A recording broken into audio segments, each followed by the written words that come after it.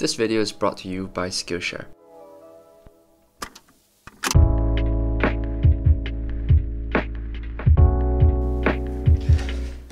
Alright, so I get these questions a lot. Should I go to art school? What advice do you have for someone who is going to go to art school? What sort of art school should I go to? And frankly, I don't think it's my place to give you what is essentially life advice. So that's not what I'm going to do today. I will say this, however, you do not have to go to art school to be a professional artist. Okay, so having said that, there are a few things that I wish I knew before I went to art school. Things that I wish someone had told me before I went. It would have saved me a lot of time and a lot of hassle. So imagine this, I am going to go back in time and sit down with high school Ken and tell him, tell him how to make the most out of art school. Nobody can teach you how to draw. I know it's weird saying this, that art school will not teach you how to draw, but hear me out. You see, as much as art is theoretical, it's also a craft, and getting good at a craft requires a practice. Let me explain. I went to art school assuming that, after 3 years, if I enrolled and I showed up to class, that I would emerge the other end a full-fledged professional, hireable, industry-ready artist. I wasn't. I quickly learned that somewhere in my second year of art school. By then, well, I was a year too late, and it took me another year after graduating of just grinding it out and working hard at my portfolio before I landed my first job as a concept artist.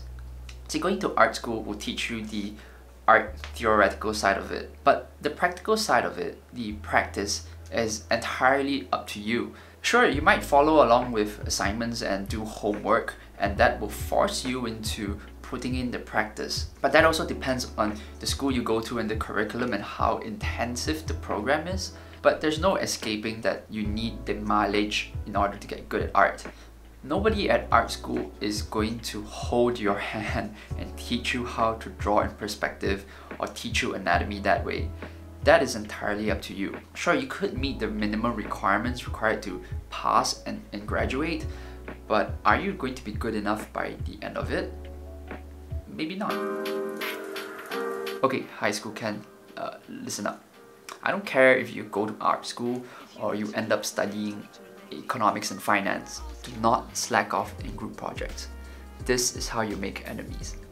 Enemies I still remember to this day, and my god, Cecilia, if I see you again, But on a serious note, the people I've met and friends I've made in art school are some of my most treasured friends.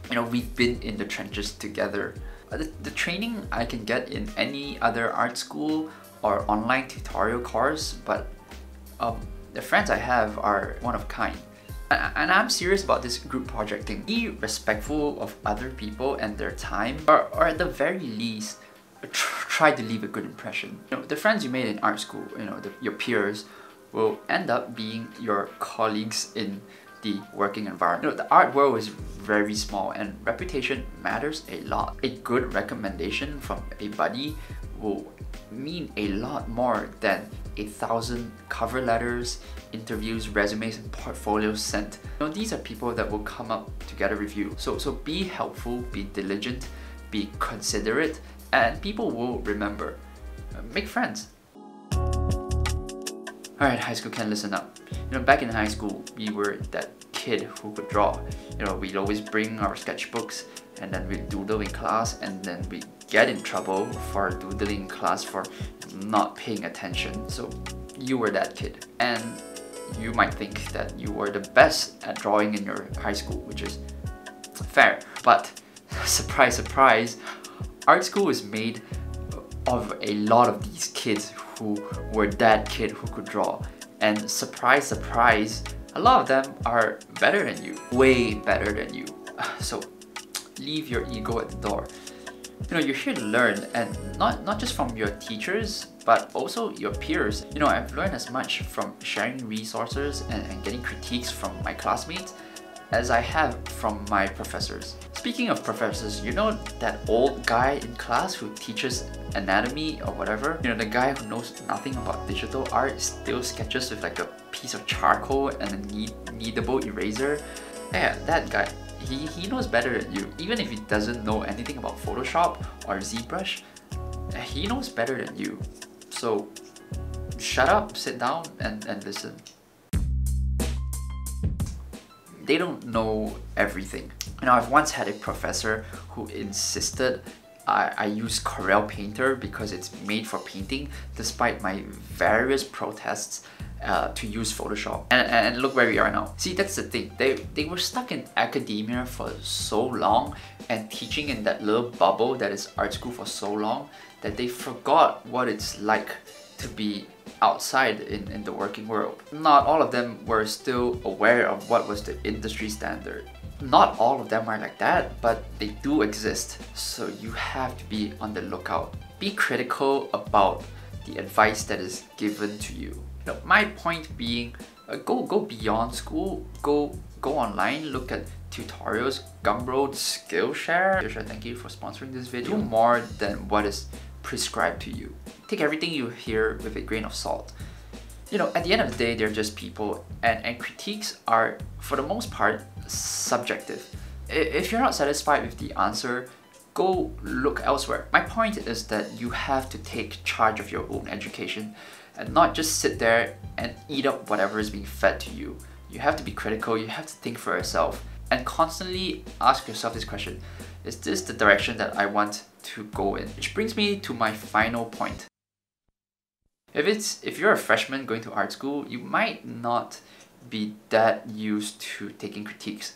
You know, you might have spent your whole life getting praise for, you know, how good your drawing is. Your parents put your drawings up on the refrigerator, your friends praise you because that drawing of Goku was really good. So it might come as a bit of a shock when your art teacher dresses you down for an anatomical mistake in your drawing.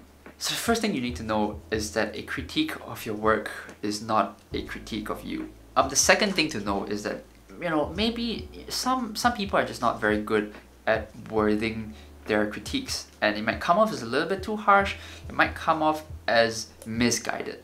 Try and understand the intention behind it and why people are saying these things as opposed to taking it at face value. That helps a lot, even when, you know, getting feedback from clients in the future. I'll give you an example. I've had a friend, a classmate, we'll call her Girl A. She used to draw a lot of anime drawings. You know, she's just one of those.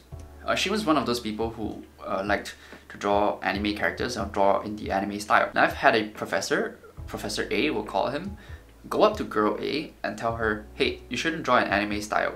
That's like, you know, not that great. You should try doing it in a realistic style instead.